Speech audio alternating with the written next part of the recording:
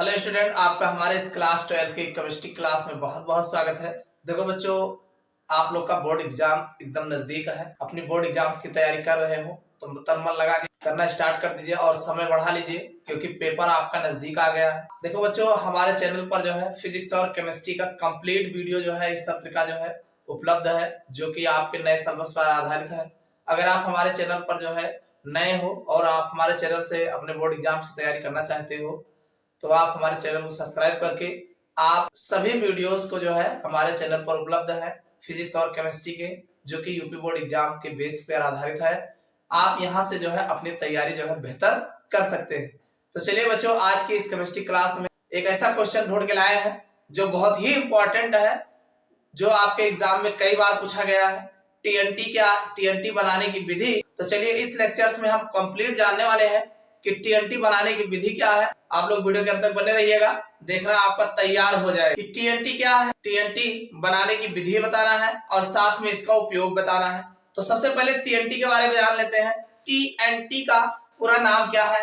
तो देखो, टी से होता है ट्राई, और एन से होता है नाइट्रो, और फिर टी से होता है टॉलुइन, यानी tri nitro toluene. Tri nitro toluene को ही शॉर्टकट में जो है टीएनटी कहा जाता है। टी से ट्राई, एन से नाइट्रो, टी से टॉलुइन, ये इसका पूरा नाम हो गया। टीएनटी का पूरा नाम ट्राई नाइट्रो टॉलुइन है।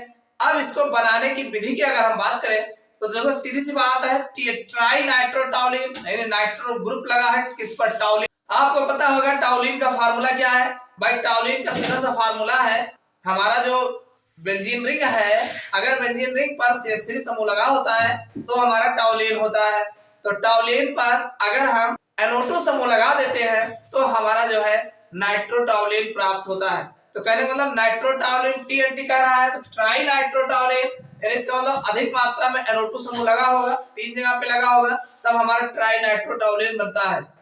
देखिए सीधी सी बात है कि अब ये NO2 समूह लगाते कैसे हैं? इसको लगाने के लिए सीधी सी बात है कि कभी NO2 जो है HNO3 की अपक्रिया कराओगे तभी NO2 लगेगा।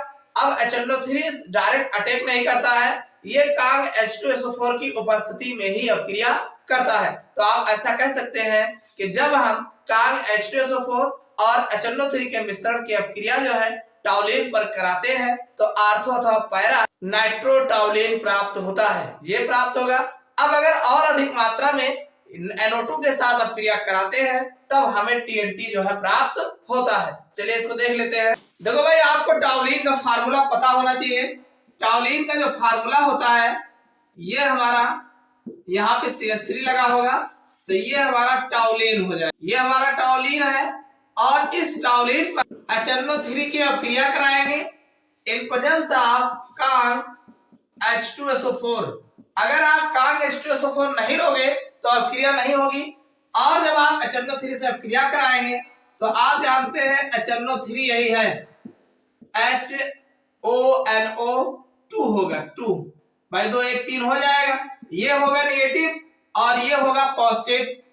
आप जानते हैं आर्थो से चाहे पैरा से हाइड्रोजन निकलेगा, तो हाइड्रोजन निकलेगा H प्लस बना के निकलेगा, और वो H प्लस अगर यहाँ लाके रख देंगे तो H2O बन जाएगा।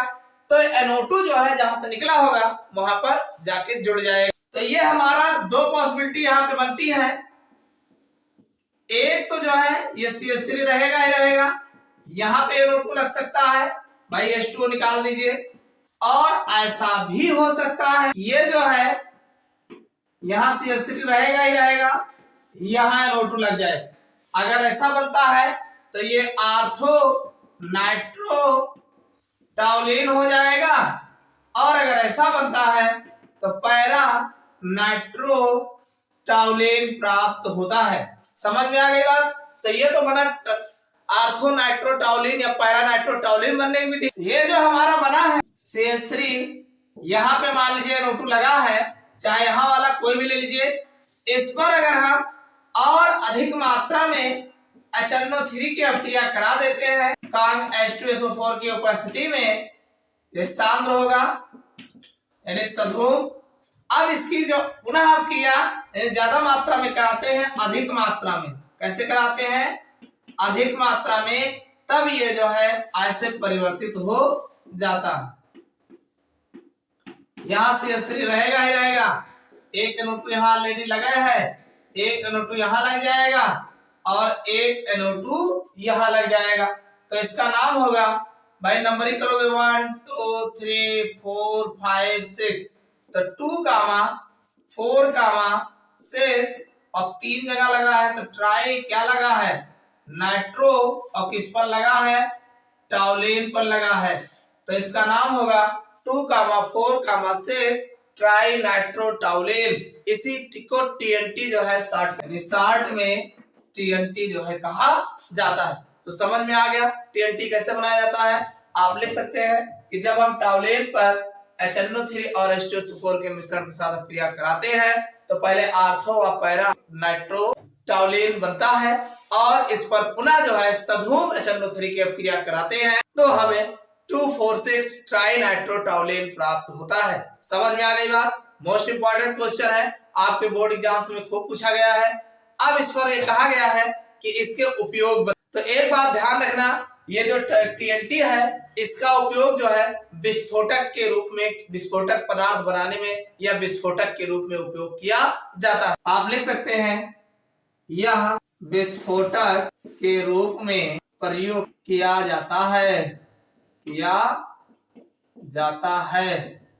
कहने का मतलब ये जो है TNT विस्फोटक पदार्थ के रूप में प्रयोग किया जाता है। समझ में आ गई बात। मोस्ट इंपॉर्टेंट क्वेश्चन है, आपके बोर्ड एग्जाम से पूछा गया है। उम्मीद करता हूं समझ में आ गया होगा।